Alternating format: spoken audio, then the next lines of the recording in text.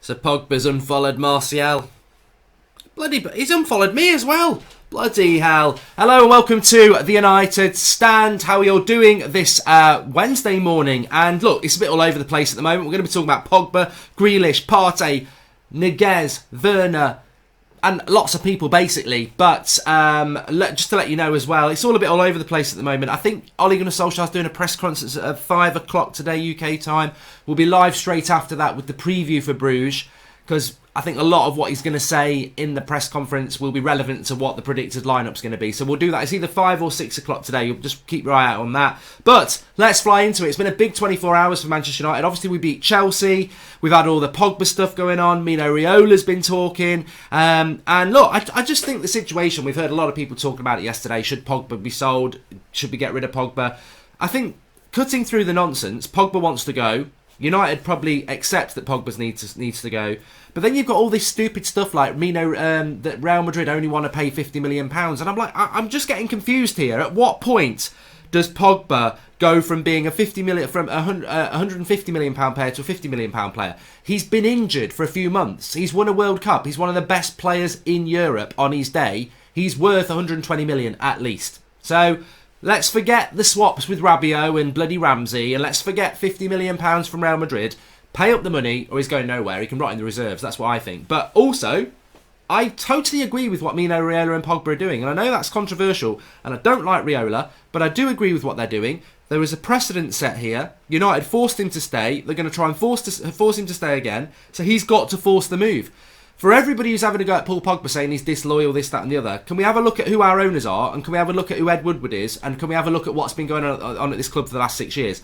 To scapegoat Paul Pogba for wanting to get out of a club that we all accept has been run terribly badly is somewhat hypocritical. I almost feel that if you are going in on Pogba, you're basically backing Woodward and the Glaziers, which can never be right. So for me, Pogba gets back fit, Pogba plays for Manchester United, we sell him in the summer. Happy days. That's what I like to hear. But Mino Raiola's talking about sitting down and doing a new contract, which I think is a no. And I'm not somebody who goes in on Pogba. I like him as a player. I just think it's time for him to move on. I don't think it needs to get toxic. But even as somebody who likes Pogba, I wouldn't keep him on at the club. I don't know what you lot think, but I wouldn't keep him on at the club. I really wouldn't, because I think that give him a new contract, 18 months' time, he wants to move again. Mino Raiola's always going to be Mino Raiola. And I think half the fan base don't like Pogba anymore, and I don't think you come back from that. I saw it with Rooney. Half the fan base started disliking Rooney and it never got back. So I think for everybody it's time to move on, and it's what United do with that money. And it's interesting because Grealish is now very much considered to be Manchester United's number one target. Now, lots of credible sources talking about this, but we were talking about Grealish throughout the January transfer window, and it was Grealish or Maddison. Then I think over the last couple of weeks, a lot of United fans realise that Maddison's going to cost at least 90 million, where Grealish will be somewhere around 50 to 60.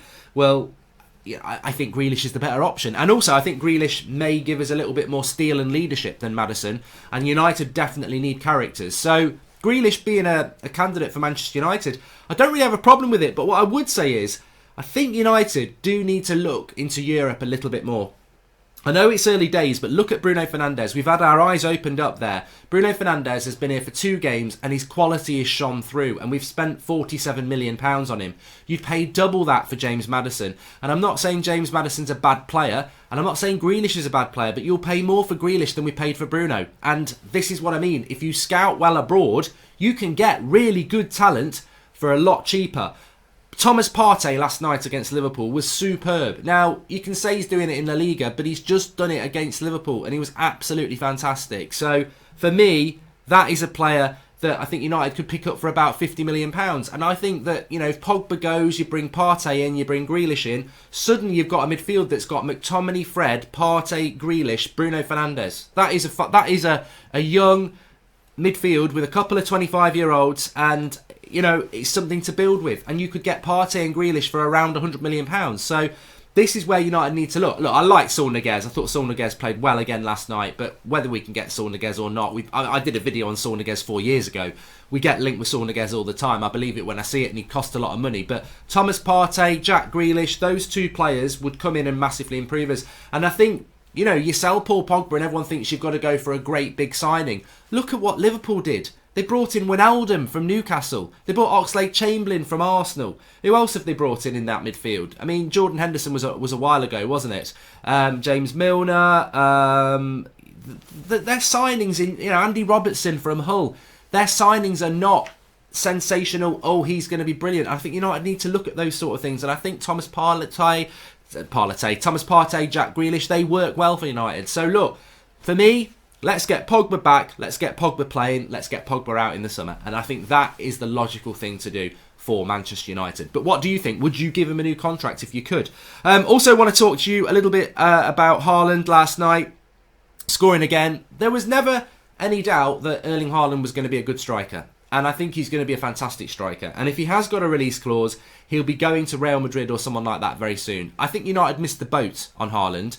But would you want another Mino Raiola client at Manchester United? We've got Pogba. We've now got Jesse Lingard. Jesse Lingard is a client of Mino Raiola. We heard that it might be happening. Well, Mino Raiola quoted Jesse Lingard yesterday as a player that he takes care of. So Lingard has gone under Mino Raiola. For me, I hope that means Lingard's gone in the summer as well. I think it's great for Lingard to go. I think it's great for United to go. He needs to move on. But do you want another Mino Raiola client here in Erling Haaland? I mean, Mino Raiola can pretend all he wants, and I think what he's doing with Pogba I don't really have a problem with. Mino Raiola is what he is, but he's out to look after his clients, isn't he? That's what he's there to do. And I think with Manchester United, that is what, do we need that sort of a player? Yes, we do need Erling Haaland, but the baggage of Mino Raiola would have been a problem. And but what a player he is! He's absolutely brilliant. But I'm doing a watch along on That's Football tonight. I did do Liverpool Atletico Madrid last night. I'm doing Spurs against RB Leipzig tonight at 8 o'clock. So you can join me on That's Football for that. We'll be live for the press conference and the preview around 6 o'clock tonight, then 8 o'clock on That's Football. But I'm doing that mainly to watch Timo Werner, because yes, Liverpool are heavily linked to him, but I think he would solve a lot of problems for Manchester United.